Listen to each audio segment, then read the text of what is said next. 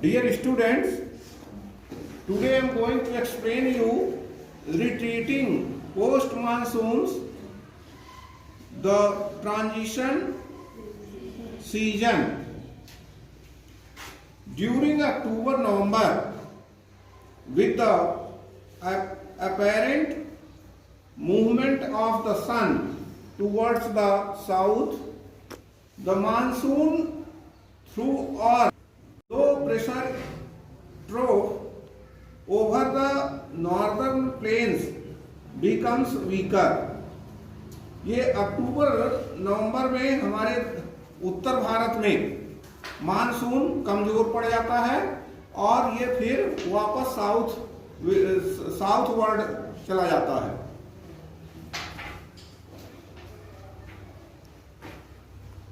This is gradually replaced by a high pressure system.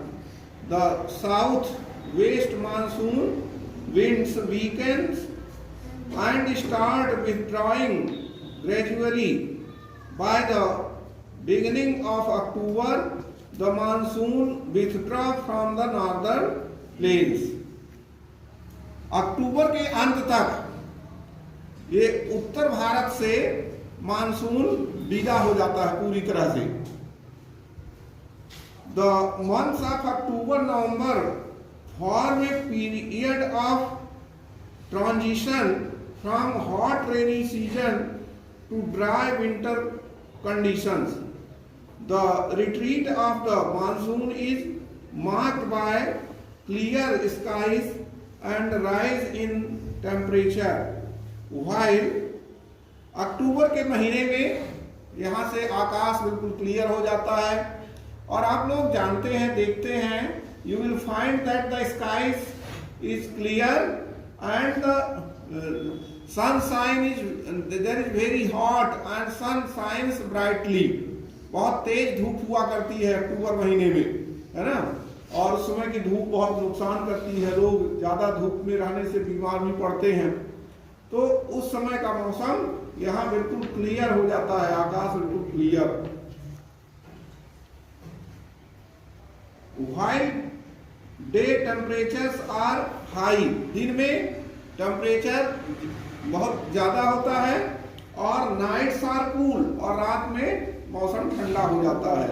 And pleasant, the land is still moist owing to the conditions of high temperature and humidity.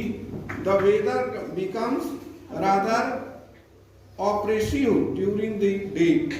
This is commonly known as October heat. इसको अक्टूबर heat के नाम से जाना जाता है. In the second half of October, the mercury begins to fall rapidly in northern India. The low pressure conditions over northwestern India get transferred to the Bay of Bengal by early November. This shift is associated with the occurrence of cyclonic depressions which originate over the Andaman Sea. These cyclones generally cross the eastern coast of India, cause heavy and widespread rain. These tropical cyclones are often very destructive. ये जो tropical cyclones होते हैं, तूफान, ये बहुत नुकसानदायक होते हैं, डिस्ट्रक्टिव होते हैं, काफी क्षति पहुंचाते हैं. The thickly populated deltas of the Godavari, the Krishna and the Kaveri are frequently struck by cyclones which cause great damage to life and property. ये जीवन और धन संपत्ति, प्रॉपर्टी को भी बहुत नुकसान पहुंचाते हैं. Sometimes these cyclones arrive at the coast of Orissa. कभी कभी तुम लोगों ने सुना होगा कि उड़ीसा के समुद्र तट में ये उठते हैं ये तूफान। और West Bengal and Bangladesh, West Bengal और बांग्लादेश में the bulk of the rainfall of the Coromandel coast is derived from depressions and cyclones. Distribution of rainfall, parts of western coast and northeastern India receive over about 400 centimeter of rainfall annually। वहाँ 400 centimetre वर्षा ये होती है पूर्वी भारत में, है ना। However, it is less than 60 centimetre in western, और western में ये 60 सेंटीमीटर कम हो जाती है। Rajasthan and adjoining parts of Gujarat, Haryana and Punjab rainfall is equally low, यहाँ भी लो रेनफॉल होता है। In the interior of the Deccan plateau and east of the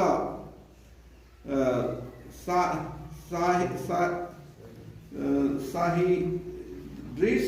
Why do these regions receive low rainfall? इसका क्या कारण है कि यहाँ लो रेनफॉल होता है? A third area of low precipitation is around Leh in Jammu and Kashmir. The rest of the country receives moderate rainfall. बाकी जो रेनफॉल होता है बाकी देश में वो मध्यम दर्जे की रेनफॉल होती है।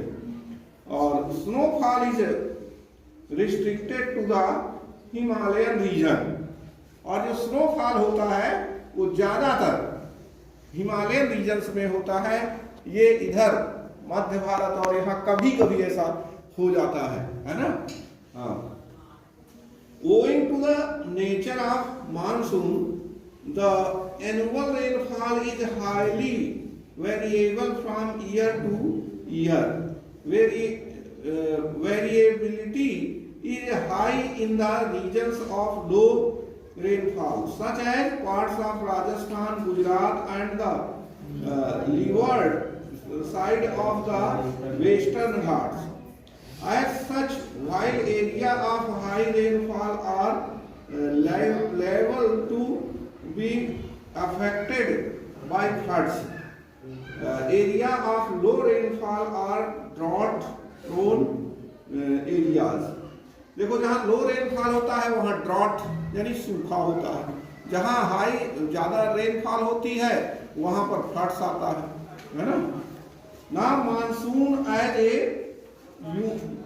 Unifying bond. You have already known the way the Himalayas protected the subcontinent from extremely cold winds from Central Asia। ये देखो हिमालय जो है हमारे देश की रक्षा करता है। जो उधर से सेंट्रल एशिया से जो ठंडी हवाएं आती हैं उनको ये रोकता है हिमालय। अगर ये हिमालय नहीं रोके तो ठंडी हवाएं उधर की आ करके यहाँ लोगों को परेशान कर देंगी, यानी लोग ठिठुरने लगेंगे, इतनी ठंडी पड़ती। तो हम लोग ठंडी से बहुत कुछ बच जाते हैं हिमालय की वजह से। This enables northern India to have uniformly higher temperature compared to other areas on the same latitudes. Similarly, the peninsular plateau, under the influence of the sea from three sides, has moderate temperature. Despite such moderating influences, there are great variations in the temperature conditions, है ना। कुछ similarities भी हैं, लेकिन इसके बाद भी हमारे देश में जो टेम्परेचर होता है डिफरेंट प्लेस में डिफरेंट टेम्परेचर रहता है। है ना। तो बहुत कुछ समानताएं हैं तो बहुत सारी भिन्नताएं भी हैं। Nevertheless, the unifying influence of the monsoon on the Indian subcontinent is quite perceptible. The seasonal alternation of the wind systems and the associated weather conditions proved a rhythmic cycle of seasons. Even the uncertainties of rain and uneven distribution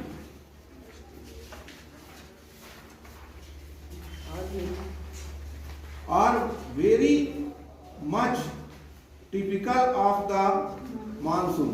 वैसे अगर देखें तो हमारे monsoon में बहुत uncertainty रहती है, यानी अनिश्चितता। मानसून की अनिश्चितता हमारे देश में बनी रहती है। इसी वजह से कहीं तो काफी बहुत तेज बारिश हो जाती है, वहां फ्लड्स, बाढ़ आ जाती है। बाढ़ से जीवन, प्रॉपर्टीज, है ना, लाइफ्स एंड प्रॉपर्टीज का नुकसान होता है। और कहीं कहीं मानसून सक्रिय नहीं होता तो सूखा पड़ जाता है और फसलें हमारी नष्ट हो जाती हैं। So there is also a lot of loss. Its animal and plant life, its entire agricultural calendar and the life of the people including their festivities revolve around this phenomenon. Year after year, people of India from north to south and from east to west eagerly await the arrival of the monsoon. हाँ, ये लोग जो होते हैं from north to south और east to waste, ये काफी उत्सुकता से मानसून का इंतजार करते हैं। These monsoon winds bind the whole country by providing water to set the agricultural activities in motion. The river valleys which carry this water also unite as a single river valley in it. So, dear students, I hope you have understood this topic. Thank you very much.